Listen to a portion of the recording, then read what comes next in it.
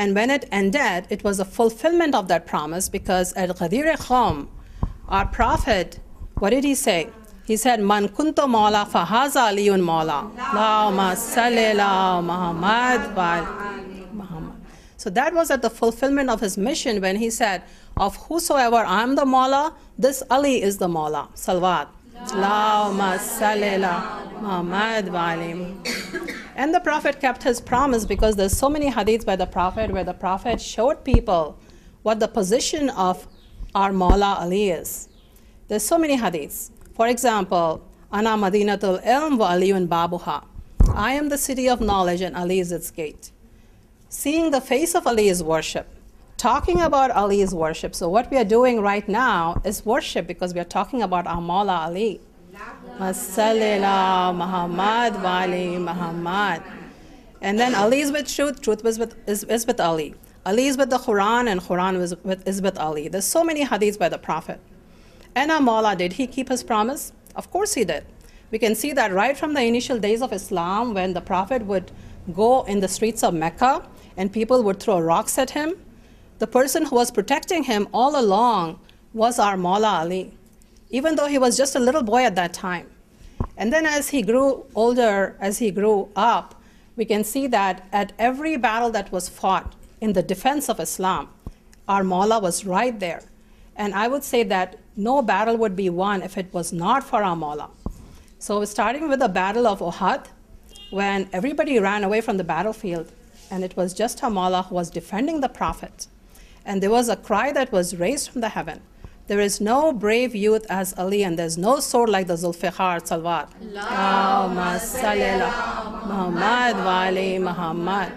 And then we come to the Battle of Khandaq, where it was a giant warrior called Umar who had challenged the Muslims. And he said, come forward, if you believe in Jannat, come and fight with me. I will send you to Jannat. And everyone was so scared to move forward. And it was our Mawla, who was really young at that time. He moved forward and he said, I'll challenge you, Umar. And he brought him down with one strike of his sword. And the Prophet said that this one strike of Ali at the Battle of Khandaq is equal to the worship of all the believers for all time, forever. Salawat. Allahumma salli ala Muhammad wa ali Muhammad. And then we come to the Battle of Khaybar. And our Mawla, he was the one who took the alam from the Prophet. People had gone before him. They went up the mountain, they went down the mountain, and they blamed it on things that why they were unsuccessful. And our Mawla, with sure steps, he took the alam from the Prophet. He took it up the mountain and he planted that alam on the rock. And then he fought with the warrior and he brought him down. And he uprooted the door of Khaybar with his two hands and he threw it away.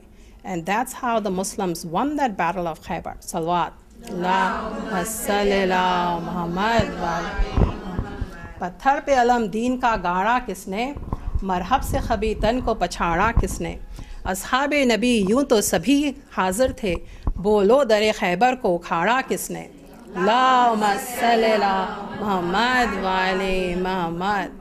And then throughout his life, even when he was in power or he was not in power, it didn't matter. Our Mawla stood by Islam and he defended Islam to the last day, his last breath, when he was there in the mosque of Kufa. And he had been struck by Ibn Muljan with a poisoned sword. Our Mawla said, surely by the Lord of Kaaba, I am successful. Fustu bi Rabbil Kaaba, I am successful by the Lord of Kaaba. So that's our Imam, and we are the Shias of that Imam. And so our Imam was a fulfiller of promises, and inshallah, all of us are going to make sure that we fulfill our promises in the future. So what I'm going to do is talk about a promise that was made, and it was between the grandson of the Prophet, our Imam Hussain, and the Prophet. Our Imam Hussain said, "Oh grandfather, your grandson Hussain is going to save Islam." That's a promise by Hussain. And that's what our Imam did. So we can see that our Imam left Medina, he left the comfort and safety of Medina to go to Karbala with his band of followers and his friends. And on the 10th day of Muharram, on the day of Ashura, the first thing that people heard on that day was the azan of Ali Akbar. It rang through the plains of Karbala, telling people, "Oh people, wake up from your slumber. Come and see who's on this side, the small band of people. Come and see who they are. They are the family of the Prophet, because Ali Akbar looked just like the Prophet. Ali Akbar, the way that he taught the door of the tent, he was watching what was happening in the battlefields. And Layla was watching his face, and she was looking at every expression on our Imam's face. Whenever our Imam was happy, Layla was happy. And whenever the Imam was sad or worried, Layla was worried.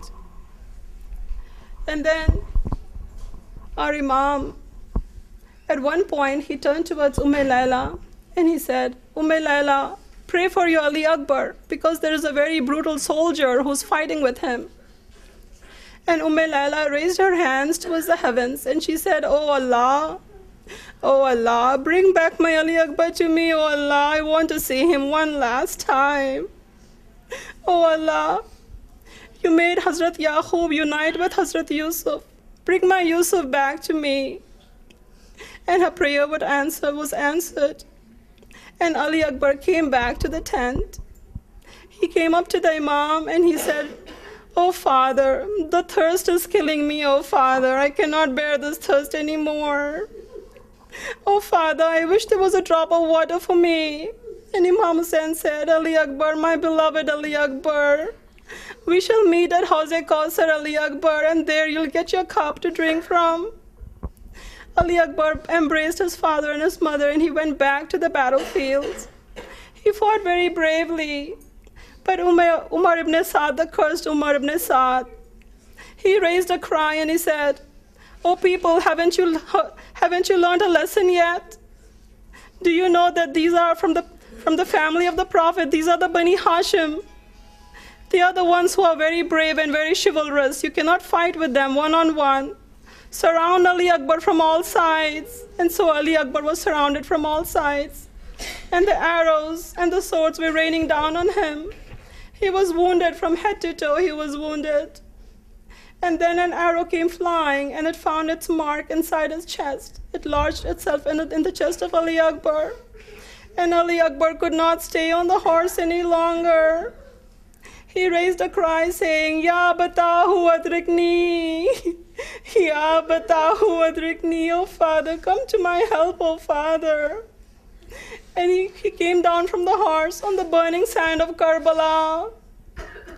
Our Imam Hussain, when he heard the cry of his beloved son Ali Akbar, it was as if darkness had engulfed Imam Hussain.